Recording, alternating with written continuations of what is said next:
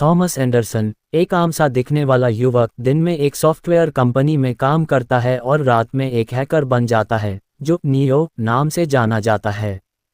उसकी जिंदगी बाहर से सामान्य दिखती है, लेकिन उसके अंदर एक अजीब सी बेचैनी है। उसे लगता है कि जो कुछ वह देख रहा है, जो दुनिया उसे चारों ओर दिखाई देती है, उसमें कुछ न कुछ गलत है, जैसे कि वह सब कुछ नकली है, एक भ्रम है। नियो की जिज्ञासा उसे मैट्रिक्स शब्द तक ले जाती है, जो उसके लिए एक रहस्य बना हुआ है। वह बार बार इंटरनेट पर इसे खोजता है, लेकिन हर बार यह और भी रहस्यमय हो जाता है। इसी बीच कुछ अजीब घटनाएं उसके जीवन में घटने लगती हैं। कंप्यूटर स्क्रीन पर अपने आप मैसेज आना शुरू हो जाते हैं। एक दिन स्क्रीन पर लिखा आता है, द मैट्रिक्स हैज़ यू, और फिर एक संदेश, फॉलो द व्हाइट रैबिट। कुछ ही देर में एक लड़की उसके दरवाजे पर आती है, जिसके कंधे पर सफ़ेद खरगोश का टैटू बना होता है। नियो उन्हें फॉलो करता है और वहीं उसकी पहली मुलाकात होती है ट्रिनिटी नाम की रहस्यमय महिला से। ट्रिनिटी उसे बताती है कि वह जवाब चाहता है, और वह जवाब सिर्फ एक आदमी के पास है, मॉर्फियस। नियो जल्द ही मॉर्फियस से मिलता है, जो एक बेहद रहस्यमय, शांत और बुद्धिमान इंसान है। वह नियो से एक गंभीर सवाल करता है, क्या तुमने कभी महसूस किया है कि तुम्हारी दुनिया झूठी है? मॉर्फियस उसे सच दिखाना चाहता है, लेकिन पहले उसे एक चुनाव करना होता है।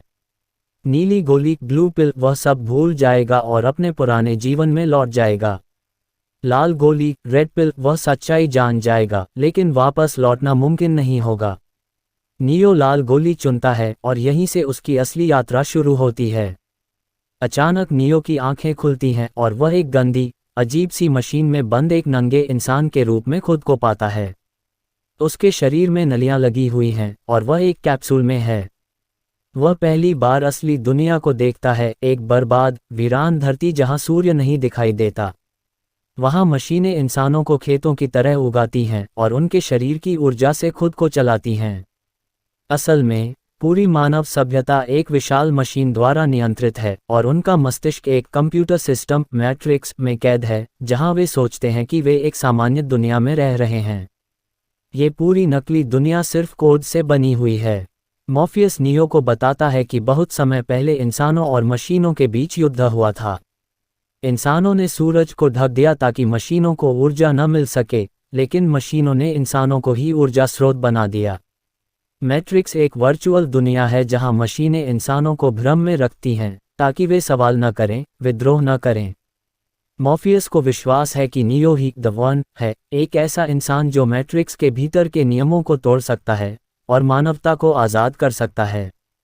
वह नियो को ट्रेन करता है, कैसे वह अपनी सोच और विश्वास से मैट्रिक्स में असंभव चीज़ें कर सकता है।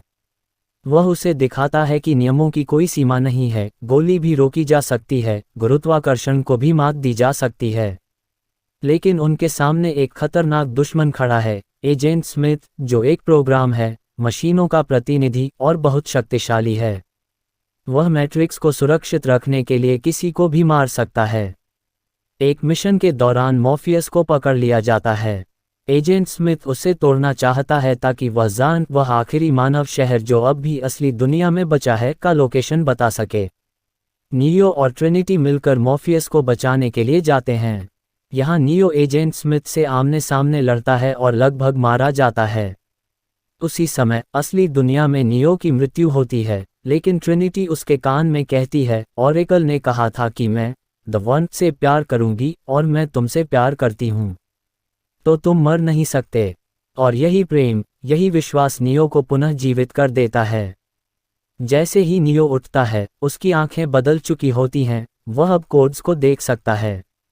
उसके लिए मैट्रिक्स अब एक सिस्टम है जिसे वह समझ और नियंत्रित कर सकता है। वह एजेंट स्मिथ की गोलियां रोक देता है, उसे हरा देता है और साबित करता है कि वही द वन है। अब नियो एक नया उद्देश्य लेकर सामने आता है, वह बाकी लोगों को इस झूठी दुनिया से जगाना चाहता है। फिल्म के अंत में वह मैट्रिक्स के भीतर एक सार्वजनिक टेलीफोन पर कॉल करता है और कहता है, मैं जानता हूं कि तुम क्या हो, मैं अब तुम्हारे सिस्टम को नहीं मानता, मैं लोगों को दिखाऊंगा कि तुमने उनसे क्या छीन लिया है, एक स्वतंत्र जीवन, विकल्प और सच। इसके बाद वह आसमान की ओर उड़ जाता है। अब वह मैट्रिक्स में किसी नियम से बंधा नहीं है।